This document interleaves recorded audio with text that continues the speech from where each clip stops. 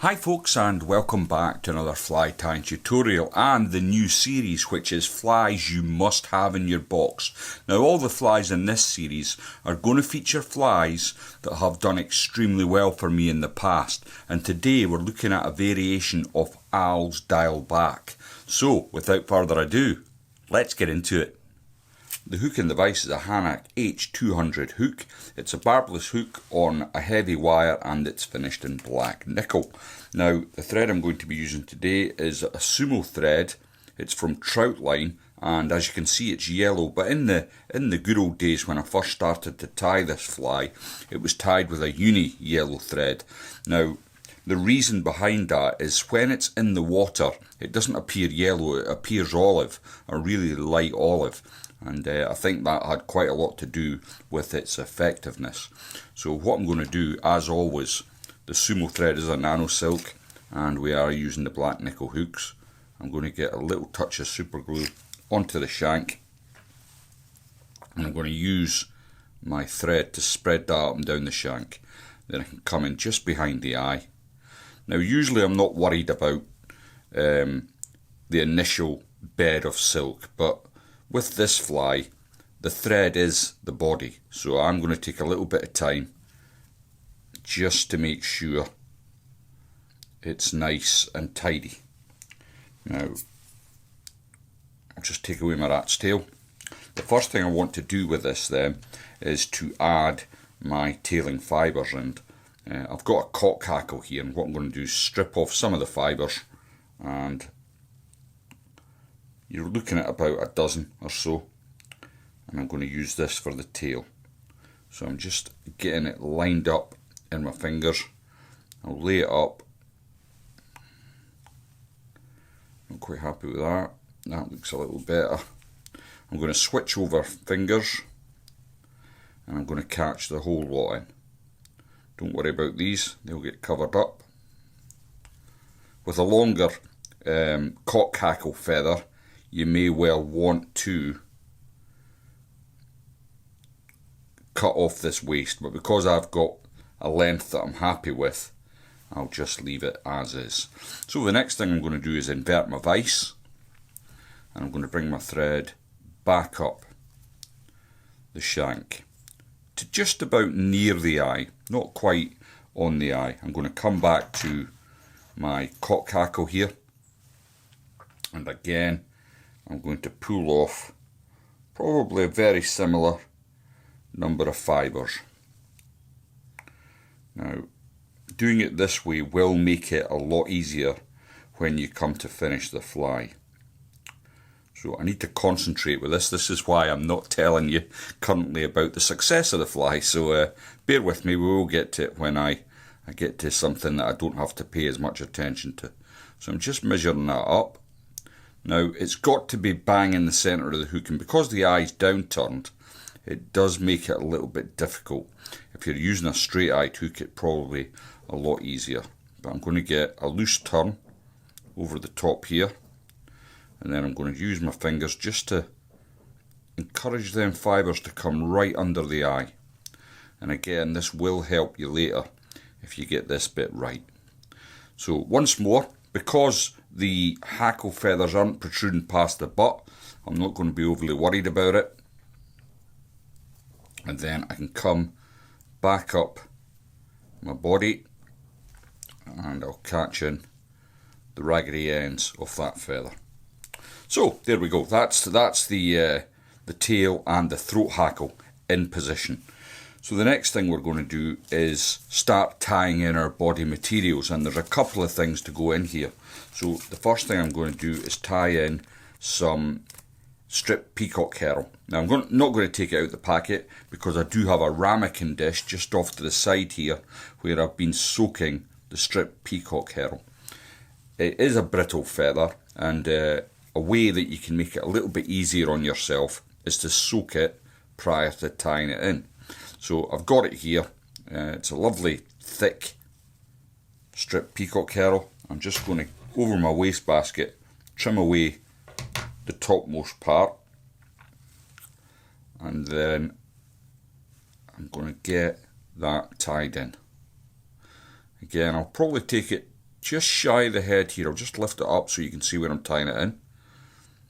And the reason for that is I want to try and keep the body fairly slim.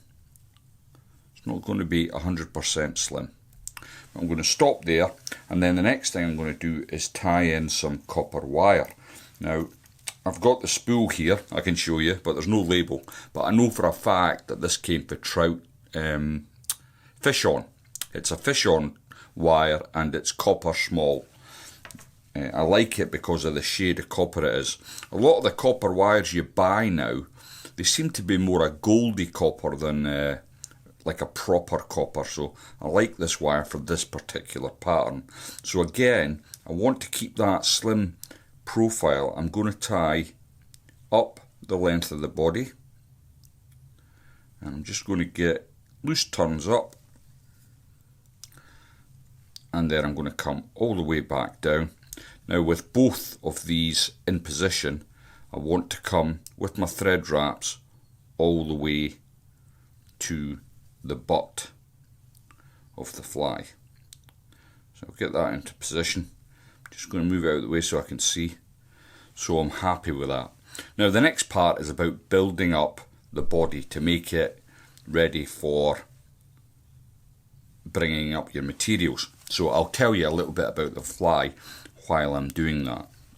Now what I want to do though, before I go on, is I can flatten this out by giving it a little twist anti-clockwise. But what I want is a solid bed of colour. This yellow thread on the top. So the fly itself, I just wanted to tie a little variation of Al's Diawl Bach, which is a red fly, and it's super effective. And so I tied it up, and funnily enough, the reason it's become such a staple in my box is I was fishing an international for England, and that day I ended up fishing with the Scottish national champion in the boat at Rutland. And the England team had sorted out a method. Well, actually, it was Phil Dixon and Cy Gaines, I believe, if my memory serves me right, that had sorted out a method of catching the fish. Not super fast, but fairly steady. If you stuck with the method, you got a few fish.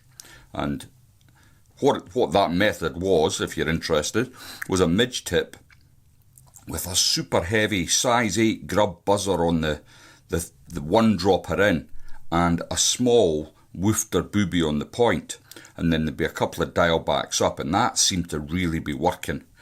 And when the whole team went out on that method, and we were maybe about an hour into the match, and I'd managed to catch a couple of fish, but I just didn't feel like it was right. And I said to the boatman at the time, was Vince Brooks, a very famous England angler, and I said, you know what, Vince, I'm going to go onto the bung. And he looked at me like I was stupid. And so I went onto the bung with these flies, and after 10 minutes I got a bit nervy, and I took it off, and I went back to the method. But I don't know, something in me thought it wasn't quite right, and I decided to go back to the bung.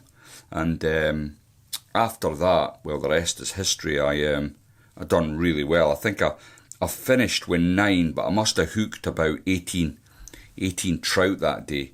And a lot of them I lost at the net, which was unusual. It's not a thing that usually happens, but I lost a lot at the net, and I had a great day's sport. And I think England won that competition by about £40, if I recall. It was one of the biggest margins in an international. Now, because I've been wittering on, I've kind of made a mess of this, but I'm going to try and recover it. So I'm going to bring my strip peacock herring back up the body.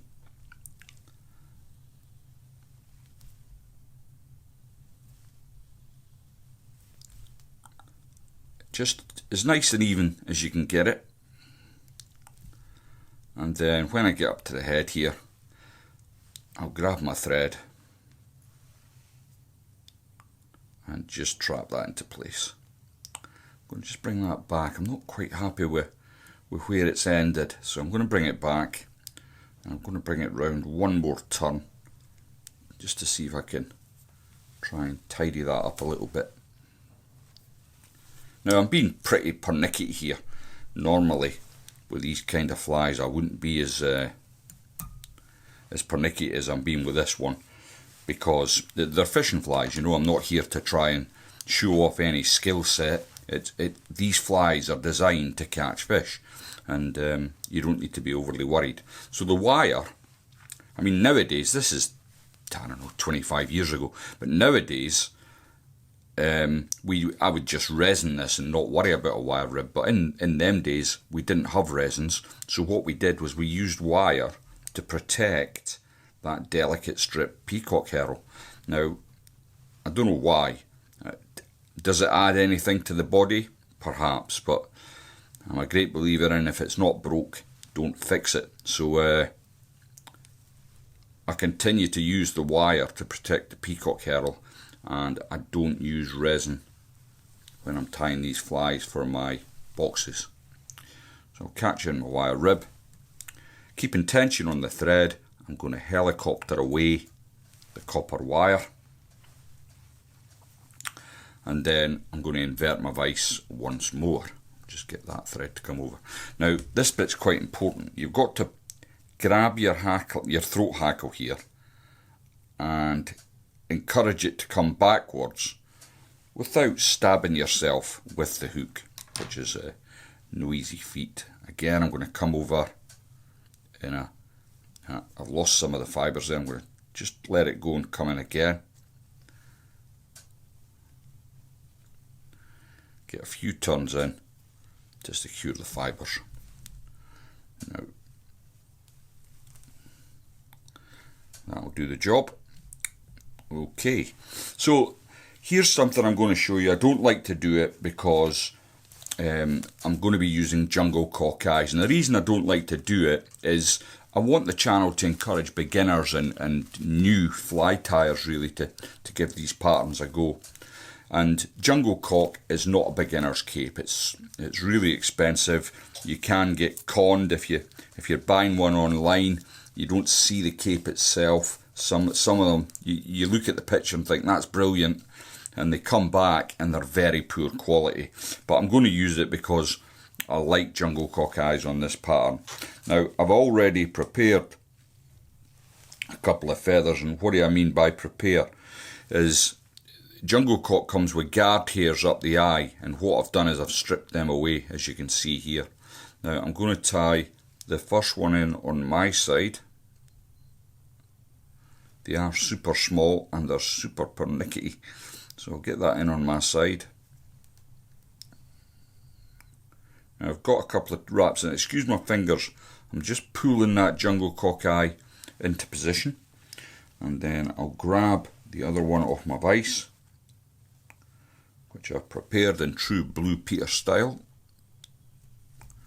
And then what I want to do is get that into position on your side. So again, I'll get a couple of loose wraps on, and then I can see where the feather's sitting. And then I'm going to just ease it into position. That's looking pretty good. So I'll grab the tips of both feathers, get a couple of locking turns over, and it's at this point I'm going to come in with my snips and take away the waist ends. Just going to tilt that a little bit more.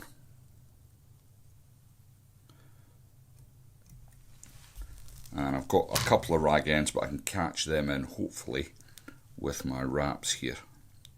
So I'm coming right into the eye now, and I'm going to build myself a nice little head. Now, although I fished this under the bung, I fished 3 of them under the bung actually, it can be fished straight through obviously. It's a super slim nymph, so if you're looking for a fly that you want to get down in the water column quickly, this will do that for you. It's because of the profile of the fly, it will sink really quickly. Now before I come in with a whip finish, I'm going to just get a little varnish onto my thread, and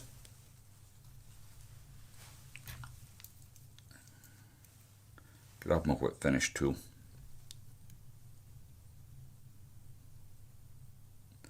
And use that to finish up the fly. Now I'm going to come in with my blade and take that away. Now, normal scheme of things, that will go straight in the box, but because I'm going to be photographing this fly later, I'm going to show you a little cheat. If you're into photographing your flies to display on social media, I want to just tidy it up with a little bit of resin on the head. Always makes the fly look neater in photographs. Does absolutely nothing for the dressing, but for the photographs it makes it look nice and tidy. So just do that. Now if you're getting value from the videos, please don't forget to leave them a like. It really does help the algorithm. It signals to the algorithm that you are enjoying the content that I'm pushing out here, and helps me greatly. There we go. Thanks for watching. I'll see you all in the next one.